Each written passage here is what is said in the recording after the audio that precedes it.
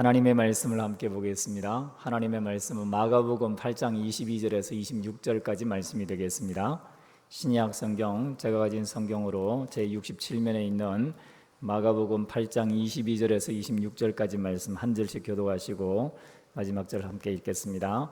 베세다의 이름에 사람들이 맹인 한 사람을 데리고 예수께 나와 손 대시기를 구하거늘 예수께서 맹인의 손을 붙잡으시고 마을 밖으로 데리고 나가사 눈에 침을 뱉으시며 그에게 안수하시고 무엇이 보이느냐 물으시니 쳐다보며 이르되 사람들이 보이나이다.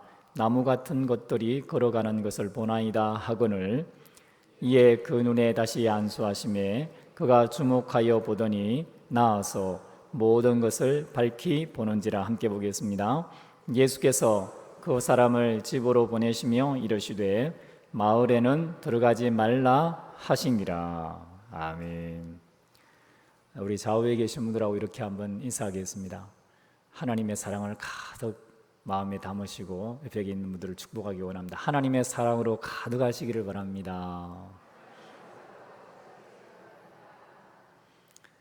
하나님은 사랑이시죠.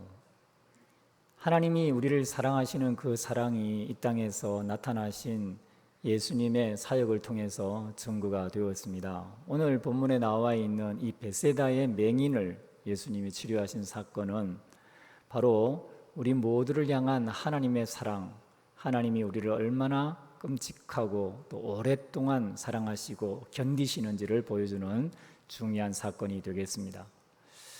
우리가 계속해서 마가복음을 묵상하는 중에 있는데 마가복음 사건 중에 7장과 그 이전에 나와 있던 6장 사건들을 보면은 예수님이 오병 이후의 기적과 또 칠병 이후의 은혜를 베푸신 것을 기억할 수가 있습니다.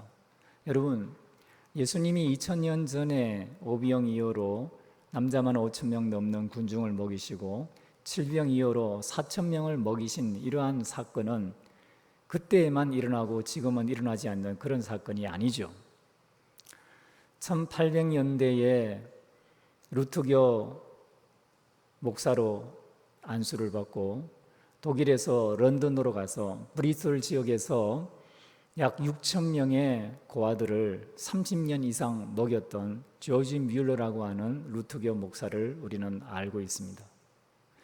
그의 생애를 기록한 책들, 기도를 기록한 책들을 보면은 놀라운 이적들이 기록되어 있죠.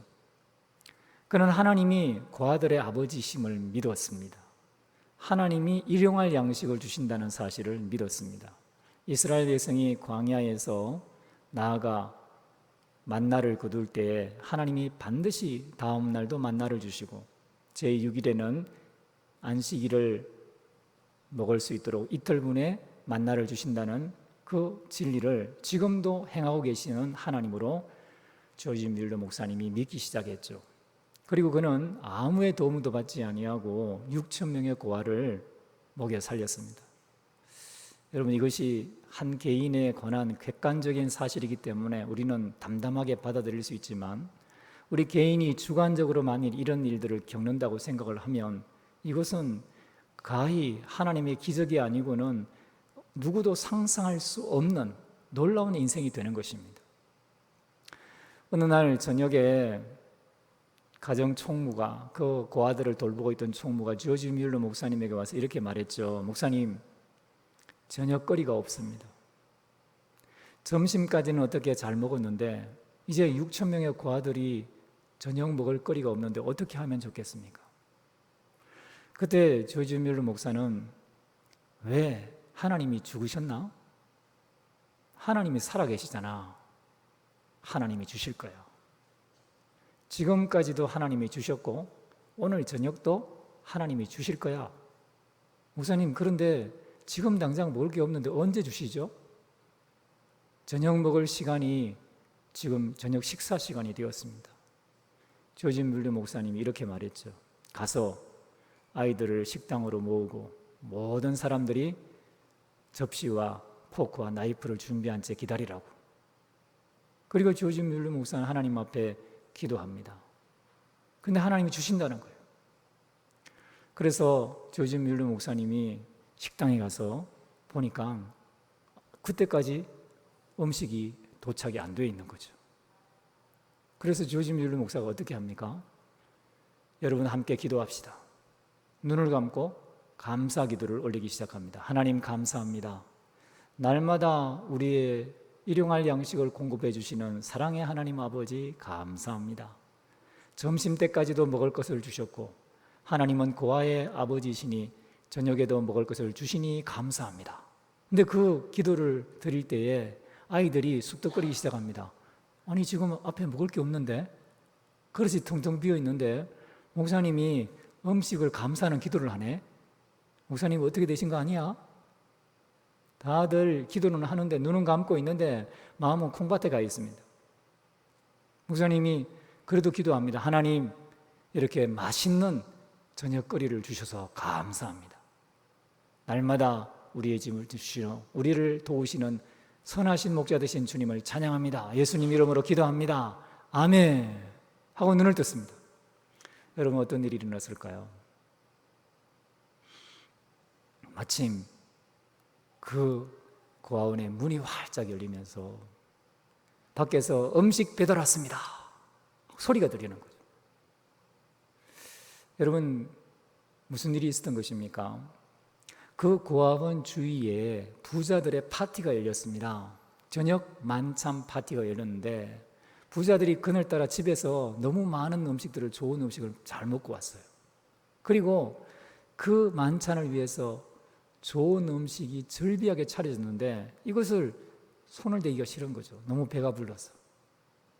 그리고 음식이 다 남게 생겼습니다. 그들이 생각합니다. 이 음식을 그냥 버리기는 아까우니까 여기 옆에 있는 조지 뮬러 목사님이라는 곳에 우리가 그 고아원에 트럭으로 배달을 하자. 조지 뮬러 목사님이 예수님의 이름으로 기도합니다. 아멘 하고 눈을 떴을 때 그들이 그 배달한 물건이 도착한 것입니다. 여러분 하나님은 살아계십니다. 하나님은 오늘도 세상을 통치하십니다. 지금 2021년과 비교해보면 약 120년 전에 한 세기 19세기에 1800년도에 영국 브리스톨 지역에서 6,000명을 하나님이 매일 돌보시며 기적을 공급해 주셨는데 그 기도의 응답이 약 5만 번이 넘는다는 거 아닙니까? 그 하나님은 오늘도 우리의 주인이십니다. 오늘도 살아서 우리를 역사해 주십니다. 할 수 있거든요. 무슨 말이냐? 믿는 자에게 능치 못할 일이 없느니라. 수고하고 무거운 짐지들아 다 내게로 오라. 내가 너희를 쉬게 하리라. 우리 주님에게는 부족한 게 없습니다. 주님이 우리의 모든 수고하고 무거운 짐을 다 짊어주시고 그것을 해결해 주실 수가 있습니다. 예수님이 조금 전까지도 이러한 기적을 행하셨습니다. 제자들이 이것을 보았습니다. 베세다에 있던 사람들도 예수님이 오비응이어로 남자만 5,000명 먹이는 엄청난 기적을 보았습니다. 그리고 그들은 생각했습니다. 이사야 35장 5절 6절 말씀에 그때에 맹인이 눈을 뜨고 귀머거리가 듣게 되어지고 벙어리에 혀가 열려서 말을 하게 되어지고 절름발이는 뛰면서 하나님을 찬양할 것이다. 메시아의 때 하나님의 약속하신 은혜의 때가 되면은 이러한 일들이 일어날 것이라는 것을 그들은 알고 있었습니다. 그리고 예수님이 항상 좋은 일을 행하시는 이 기적의 현장 속에서 하나님의 일하심을 기대합니다. 그리고 그들 중에 있던 한 맹인을 예수님에게로 데리고 왔습니다. 예수님은 그 맹인을 친절하게 무리로부터 분리시키시고 그의 손을 이끌고 마을 밖으로 데리고 가십니다. 그리고는 그의 눈에 침을 뱉으시고 손을 안수해서 그의 눈이 무엇이 보이느냐라고 질문을 하시죠. 그 당시 침을 뱉는 행동, 이 행동이 아마 민간요법으로 사람들의 병을 치료하는 어떤 방법 중에 하나다라고 생각할 수 있는 부분이 있습니다. 저는 어릴 때 눈에 이렇게 놀다가 먼지가 들어가면은 주변에 있던 친구들이 눈을 이렇게 손으로 눈썹을 이렇게 막 치게 뜨고 난 다음에 바람을 불잖아요, 그죠? 그리고 그래도 안 빠지면 어떤 사람은 여기다 물을 넣기도 하고 또 어떤 경우에는 어른들이 혓바닥으로 침을 이렇게 묻혀가지고 이 눈을 핥아준 경우도 있어요. 요즘도 뭐 그렇게 하는 경우들이 있는 부분도 있죠. 근데 그 당시에는 이것이 눈이 안 보이는 사람들에게 좋은 치료의 방법이다라고 일컬어지는 부분이 있습니다. 그러나 예수님이 이렇게 친절하게 맹인의 눈을 뜨게 하는 것은 단순히 그런 민간요법 차원이 아닙니다. 예수님은 이 사람을 불쌍히 여기시고 이 사람이 어떤 이유에서 눈이 이렇게 되었는지 모르지만 그 눈을 완전하게 고치기를 원하셨죠. 그래서 그를 마을 밖으로 데리고 나오십니다. 왜 마을 밖으로 데리고 나왔을까를 생각하는 많은 신학자들과 성경학자들의 어떤 상상이 있어요. 추론이 있습니다. 그게 뭔지 몰라요. 왜 예수님이 이 사람을 마을 밖으로 데리고 나왔을까? 몇 가지 생각할 수 있는 것은 이 베세다라는 지역, 이 지역에 있던 사람들의 그 영적인 특성 때문일 수도 있습니다.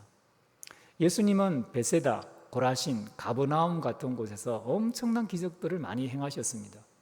그래서 예수님이 거기서 만일 베푸신 그 기적을 두로와 시돈이나 또는 소돔과 고모라에서 행했다면 그들이 죄에 앉아서 회개해야 했을 만큼 엄청난 기적들을 베풀어 주셨습니다. 귀머거리와 말 못하는 사람의 이 귀와 혀를 풀어준 것, 그리고 귀신을 내어 쫓아준 것, 각색 병자를 고쳐주신 것, 그리고 오병 이어의 기적을 베풀어 주신 것은 인간으로서는 할 수 없는 전적인 하나님의 능력으로 말미암아 주어진 놀라운 기적이었습니다. 그런 기적을 보면 마땅히 사람들은 죄에 앉아서 자신의 죄를 회개하며 하나님의 은혜를 구해야 할 텐데 거기 있는 사람들이 그렇게 하지 않았다는 것입니다.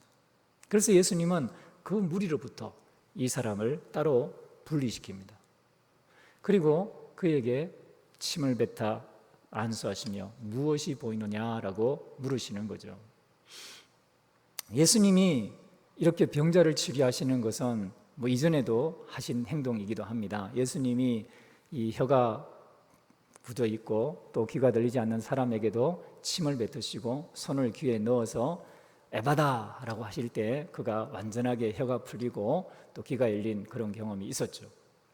그런데 여기서는 예수님이 이렇게 치료할 때에 한 번으로 그치지 않습니다.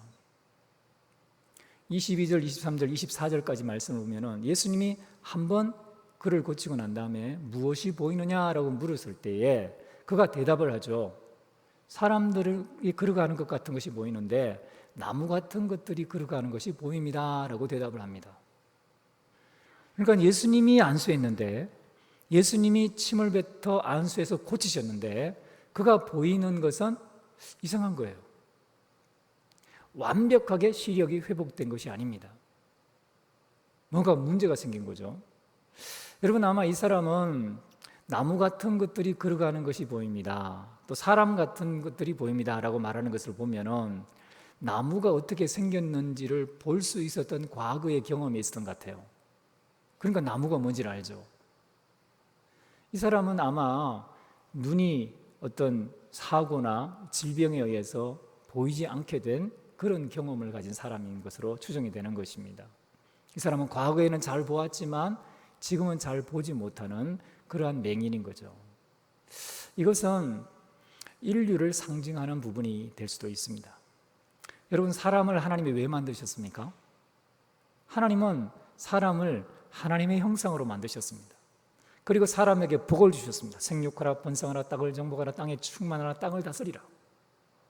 하나님의 형상이 되어서 하나님을 대신해서 온 인류 그리고 천하 만물을 다스리는 권세를 하나님이 사람에게 주셨습니다. 그런데 인간이 뱀의 유혹에 넘어가고 선악을 알게 하는 나무의 열매를 따먹고 하나님 앞에 불충성함으로 말미암아 죄를 범했습니다. 죄가 들어온 거예요. 그리고 영적 죽음의 상태에 이르렀습니다. 이제는 하나님을 알 수도 없고 하나님을 볼 수도 없고 하나님과 교통할 수 없는 존재가 되어버린 거죠. 어두움에 거하게 된 것입니다. 눈이 멀어버린 거예요. 이 맹인처럼 된 거죠. 또한 이것은 하나님의 뜻을 제대로 알지 못하는 제자들의 영적 상태를 의미할 수도 있습니다. 여러분, 예수님은 왜 굳이 두 번에 걸쳐서 이 맹인을 치료하실까요? 예수님이 능력이 모자란 건 아닙니다. 예수님은 말씀 한마디로 죽은 자를 일으킬 수 있는 분이십니다. 예수님은 전능하십니다. 그냥 한 번 안수해서 고치실 수 있습니다. 그런데 예수님이 굳이 한 번 안수하신 다음에 무엇이 보이느냐라고 물어보십니다.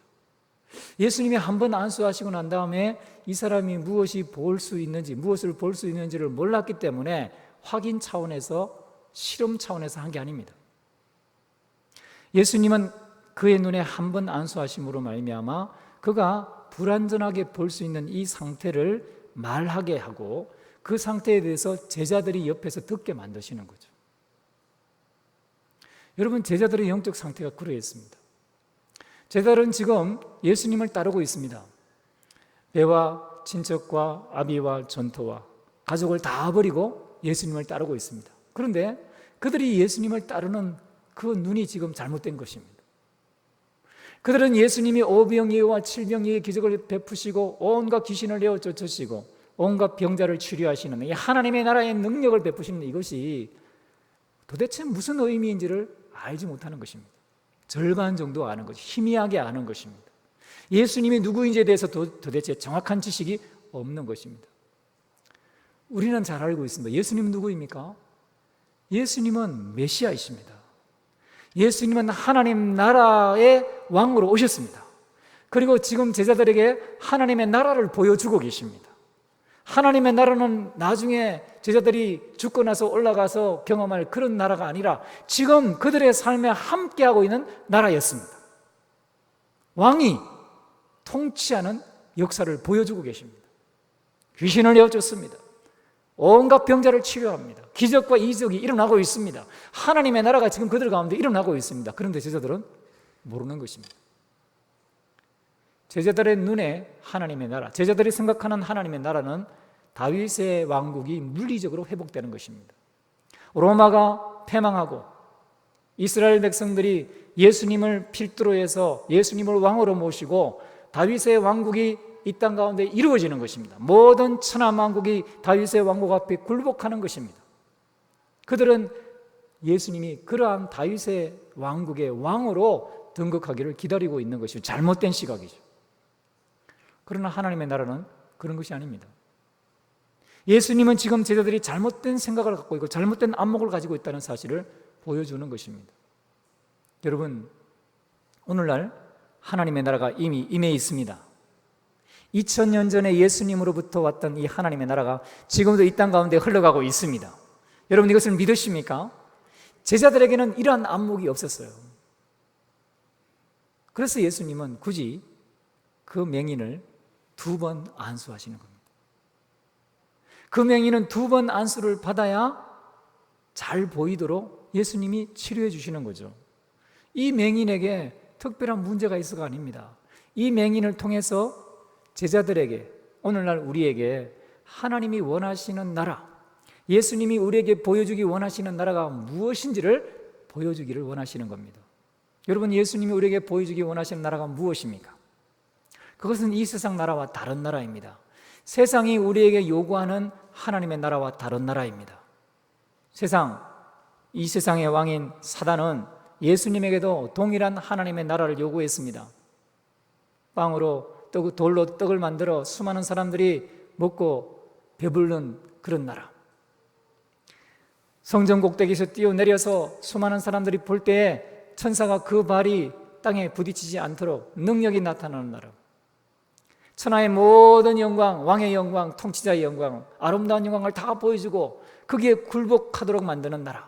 그런 나라가 아니었습니다. 그래서 예수님은 제자들에게 바리새인들과 헤롯 땅의 누룩을 조심해라, 종교적 위선과 정치적 야욕을 품고 있는 그들의 그 잘못된 누룩이 너희들 안에 들어와서 하나님의 나라가 훼손되지 않도록 조심해라, 주의해라 경고하신 것이죠. 그런데 제자들은 모르는 것입니다. 그래서 예수님은 이 맹인의 눈을 2번 안수해서 고쳐주신 것입니다.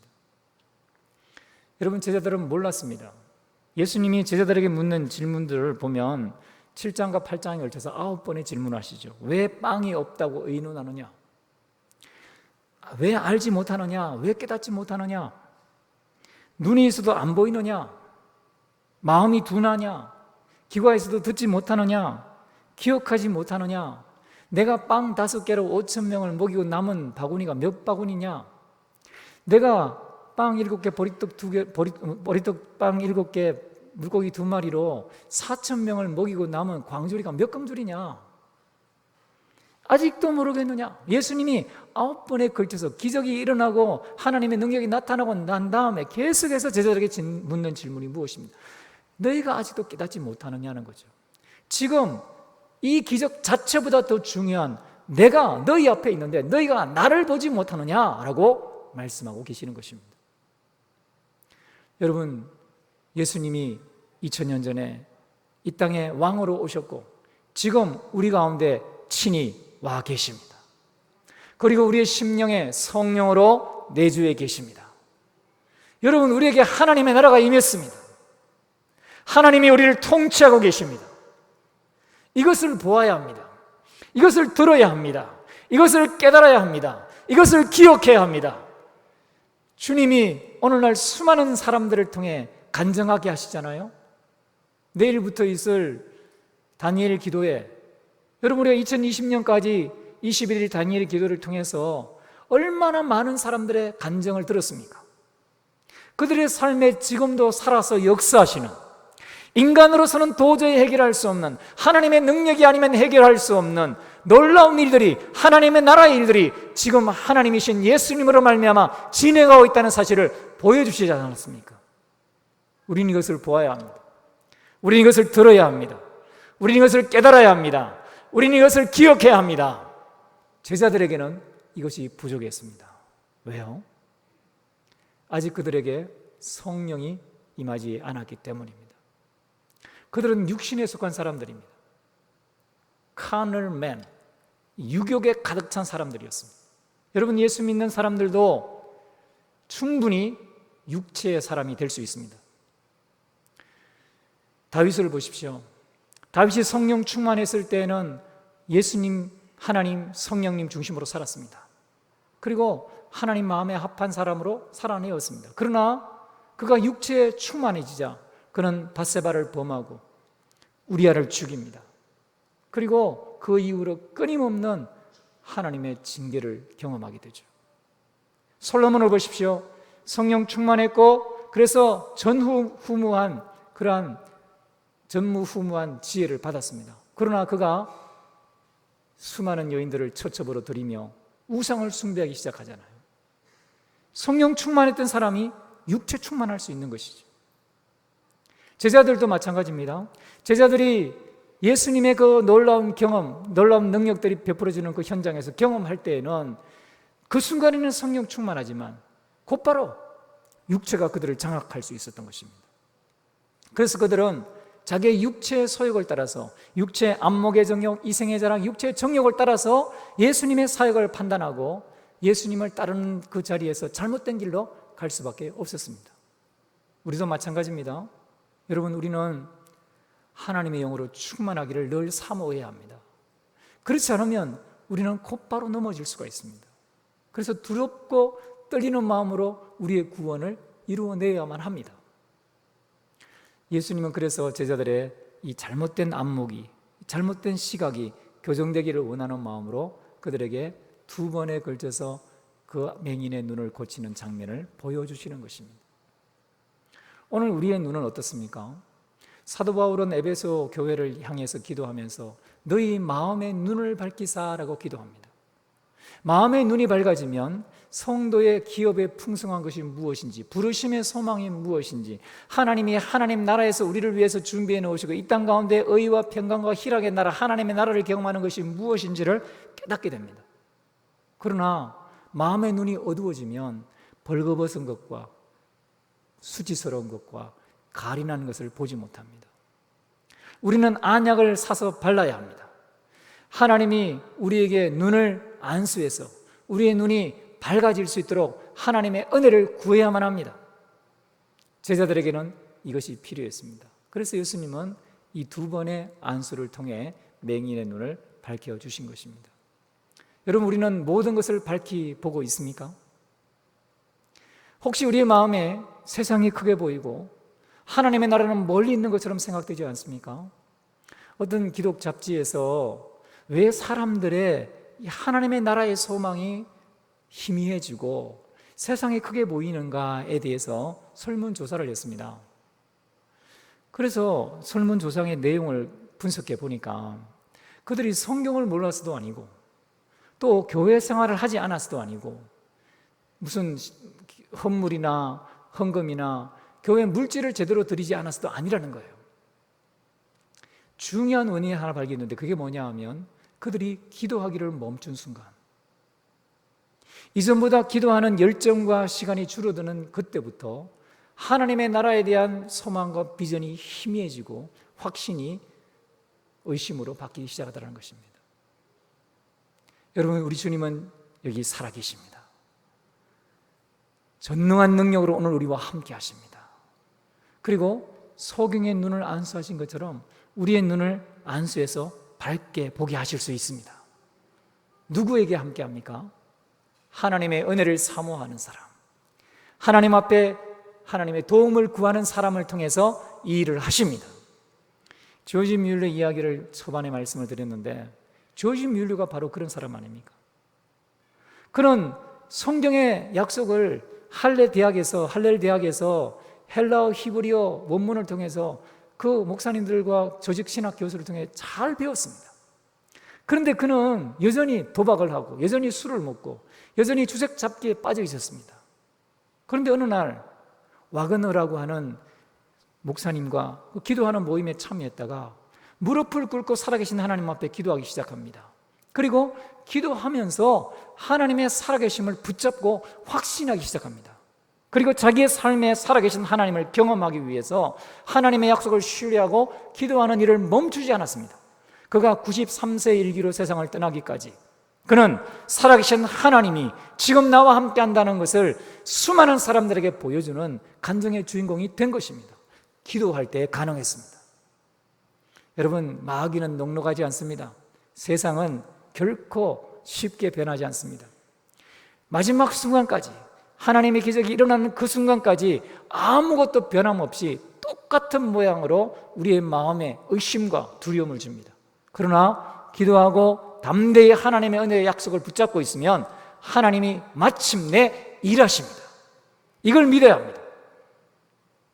예수님은 이 사람의 눈을 뜨게 한 다음에 그를 마을로 들어가지 말고 집으로 가라라고 명령하시며 보내셨습니다. 이 마지막 부분이 조금 더 의아한 부분이 있죠. 왜 예수님은 이 사람을 베세다라고 하는 그 마을에 보내어서 수많은 기적에도 불구하고 예수님을 믿지 아니하고 하나님의 나라가 도래했다는 사실을 믿지 않는 그 군중들을 깨우치는 간증의 주인공으로 삼지 아니하고 집으로 가라고 했을까요? 이 집이라는 곳이 그가 가야 될 곳이었기 때문이겠죠. 마을에 가면 사람들의 구경거리밖에 되지 않습니다. 오늘날 기적이 일어난다고 사람들에게 말해 보십시오. 죽은 자 가운데 살아난 사람이 있다고 말해 보십시오. 모세와 선지자의 글을 믿지 않는 사람들은 여전히 비웃고 조롱합니다. 그러나 그 집에 들어가서 조용히 하나님이 나와 함께 일하셨음을 묵상하고 자기의 눈이 열리고 이제는 영원한 하나님 나라를 위해 살아내야 될 하나님의 사람이 된 것에 대해서 감사하며 그 신앙 안에 머무는 것을 예수님이 원했습니다. 그리고 그 집에 있는 자기의 가족들, 주변에 가까이 있는 사람들에게 이것을 전하기를 원하셨던 것 같습니다. 그가 가야 할 곳에 보내신 것이죠. 여러분, 우리가 눈을 떴다면, 우리가 주님이 주시는 하나님 나라의 그 영광스러운 현존을 체험하고 그것이 내 삶에 확실하게 경험되었다면 우리는 이 믿음 안에 머물러야 합니다. 그리고 이것에 대해서 어떠한 반대나 어떠한 저항이 있든지 간에 우리는 주님의 일들을 계속해서 하는 것입니다. 조지 뮬러 목사님이 아직도 젊을 때 개척을 하게 됩니다. 브리스톨 지역에서 개척을 하는데 그때 헨리라고 하는 목사님과 함께 개척을 해서 이제 막 부흥이 일어납니다. 그리고 200명 정도의 성도가 모였습니다. 그런데 1832년 8월 유럽을 강타했던 콜레라가 브리스톨 지역도 찾아왔습니다. 수많은 사람들이 고열이 나고 고름이 나오고 온갖 악취를 풍기면서 시름시름 앓다가 죽어가는 일들이 브리스톨 지역의 그 땡볕 8월에 일어났습니다. 그때 조지 뮬러 목사님과 헨리 목사님은 어떻게 해야 될지 하나님 앞에 기도를 합니다. 그때 하나님께서 그 브리스톨 교회, 기도원 교회라고 하는 교회를 모아놓고 함께 기도하라라는 말씀을 주십니다. 여러분, 사람들은 말합니다. 콜레라가 창궐하고 있기 때문에 함께 모이면 안 된다. 고온 다습한 이 영국 런던의 브리스톨 지역의 이 기후에서는 함께 모이면 안 된다. 그렇게 말류를 합니다. 그때 자기의 아내였던 조지 뮬러 목사님의 아내였던 메리라고 하는 사모님도 똑같은 말을 합니다. 여보, 당신이 지금까지 이 브리스톨 지역에 개척하고 성도들을 위해서 헌신한 것 너무 감사하고 하나님이 매일매일 기적으로 우리를 보살펴 주신 것도 감사하고 나는 믿습니다. 그런데 이번만큼은 제발 모이지 마십시오. 당신이 모여서 기도하면 콜레라가 그 병균이 모인 사람들 속에 더 급속하게 파급되는 효과밖에 나지 않습니다. 그러니 제발 가지 마십시오. 어느 날 기도회를 인도하려고 하는 조지 뮬러 목사의 그 문 앞에 메리라고 하는 아내가 문을 가로막고 서 있습니다. 그때 조지 뮬러 목사가 이렇게 말하죠. 하나님이 나를 이 브리스톨 지역에 보냈어. 하나님은 나를 보내실 때에 거기에 질병이 창궐하는지 기후가 좋지 않는지 사람들이 어려움 속에 살고 있는지 그것에 대해서는 말씀하지 않으셨어. 단지 하나님은 브리스톨 지역에 있는 사람들에게 나를 책임지라고 보내신 거야. 그리고 나는 지금 하나님 앞에 기도하러 가는 거야. 기도야말로 하나님의 손을 움직이는 능력이야. 근데 메리가 말합니다. 기도라고요? 기도하면서 내뿜는 그 숨과 사람들이 함께 운집에서 열기를 내뿜을 때 거기에 병균들이 더 빨리 급속하게 퍼질 텐데 무슨 기도냐고. 그러나 조지 뮬러 목사는 그 아내를 뿌리치고 밀어쳐 그 밖을 나갑니다. 그리고 여전히 떼약볕이 내려지는 그 브리스톨 지역의 합판으로 만들어진 열기가 가득한 교회에 들어가서 200명과 함께 기도합니다. 8월부터 10월까지 수많은 사람들이 브리스톨 지역, 런던 지역, 유럽 지역에서 죽어나가고 사망의 소식이 들리고 여전히 아이들은 런던 브리스톨 지역의 흑창 그 구정물 속에 뒹굴고 돼지들이 막 그곳을 뛰어다니고 위생적이지 않은 환경 속에서 조지 뮬러 목사는 하나님의 능력을 붙잡고 하나님이 이 재앙을 멈추어 달라고, 우리를 지켜달라고, 우리 성도들을 보호해달라고 기도했던 것입니다. 그리고 1832년 10월 5일 드디어 콜레라가 완전하게 사멸이 되었죠. 왜 콜레라가 그렇게 한꺼번에 갑자기 창궐하게 되었는지, 또 어떻게 갑자기 그렇게 사라졌는지 하나님만 아십니다. 하나님 앞에 기도했던 사람들은 압니다. 여러분, 지금 코로나19 때문에 팬데믹 상황 속에서 얼마나 많은 사람들이 고통하고 신음하고 있습니까? 여러분, 우리가 정부 당국과 위생 당국의 방역과 지침도 잘 따라야 하지만 우리가 힘써야 될 것이 무엇입니까? 기도하는 일입니다. 기도는 하나님의 손을 우리의 삶에 이끌어내리는 능력이 됩니다. 기도는 기적을 일으킵니다. 하나님이 살아계시기 때문입니다. 눈을 뜨십시오. 귀를 여십시오. 마음을 여십시오. 기억을 되새김하십시오. 전능하신 하나님을 붙잡으십시오. 성경의 하나님은 죽은 하나님이 아니라 오늘 살아계신 하나님이십니다. 그래서 우리는 기도해야 합니다. 기도의 자리로 다시 돌아오십시오. 그리고 기도하십시오. 기도할 때 하나님의 능력이 나타나서 코로나19의 상황이 하나님의 은혜로 해결되는 역사가 일어날 줄로 믿습니다. 여러분의 개인의 삶도 마찬가지입니다. 볼 수 없는 것들을 볼 수 있는 눈이 열리시기를 바랍니다. 살아계신 하나님의 손을 붙잡으시기를 바랍니다. 그리고 승리의 노래를 하나님 앞에 올려드리는 저와 여러분 될 수 있기를 주의 이름으로 축원합니다.